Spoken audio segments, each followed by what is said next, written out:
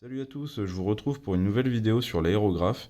Je vais profiter que je viens tout juste de terminer une grosse session, d'ailleurs j'ai encore plein de peinture et plein de vernis sur les doigts, pour vous montrer un petit peu comment ça se passe pour démonter un aéro et vous présenter les différents composants.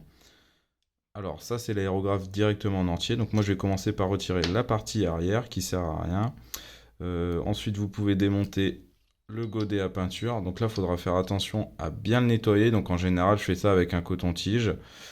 Pareil pour l'intérieur. Et à l'intérieur, vous pourrez passer des petites brossettes ou alors des petites tiges métalliques pour le nettoyer. Sur l'avant de l'aéro, en fait, vous allez avoir plusieurs parties. Donc la première partie, c'est tout simplement un petit cache-aiguille. Vous voyez, en fait, c'est juste pour protéger l'aiguille, pour éviter que vous mettiez des coups dedans, que vous la plantiez dans la main. Donc c'est vraiment pour la protéger. D'ailleurs, l'aiguille, en fait, c'est la partie vraiment la plus fragile de l'aéro. Et si jamais la partie avant, la partie de l'aiguille rentre en contact avec quelque chose, en général, l'aiguille va être foutue et il va falloir en racheter une autre car vous ne pourrez plus peindre avec. Ensuite, moi, je vais démonter l'avant. Donc ça, une fois que c'est enlevé, on va pouvoir voir la buse. Donc la buse, voilà, c'est la petite partie métallique qui est à l'avant.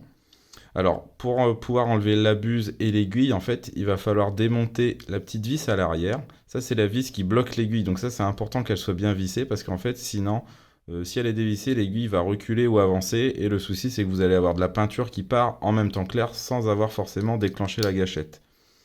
Donc, ce qu'il faut savoir sur les rouages, c'est qu'il faut toujours rentrer et sortir l'aiguille par l'avant de l'aéro. Donc là, je vais venir pousser l'aiguille, tout simplement. Donc là, j'ai la buse qui va venir avec. Hop. Elle est très crade. Et hop. Et là, donc, j'ai dissocié la buse de l'aiguille.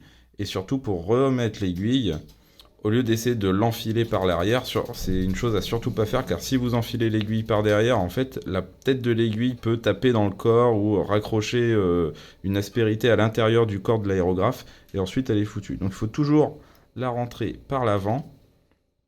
Voilà. Une fois qu'elle ressort par derrière, en fait, vous la tirez, vous la rentrez complètement dans le corps. Et une fois que l'aiguille ne dépasse plus, vous pouvez remettre la buse en toute sécurité. Ensuite, vous rappuyez derrière l'aiguille, l'aiguille sort. Et vous pouvez remettre la petite vis pour la bloquer. Donc moi, c'est comme ça que je fais pour être sûr, voilà, de ne pas abîmer que ce soit l'aiguille ou la buse. Et voilà. Donc ça, c'est à ça que ressemble l'aérographe une fois démonté. Donc là, vous pouvez encore démonter quelques petites pièces comme la gâchette que vous avez juste à soulever, ou alors là il suffit de dévisser pour retirer l'intérieur du corps de l'aéro, mais ça sert pas forcément à grand chose, c'est rare que ce soit encrassé par de la peinture. Souvent la tête du corps, vous allez pouvoir nettoyer ça avec un coton-tige ou encore une fois des brossettes.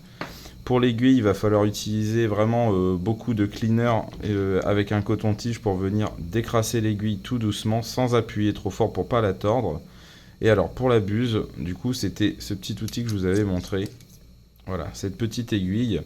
Et en gros, il va falloir venir creuser en même temps, vous pouvez mettre du cleaner, venir vraiment creuser et normalement l'aiguille est assez fine pour ressortir à l'autre bout de la buse et pour venir enlever en fait toute la peinture.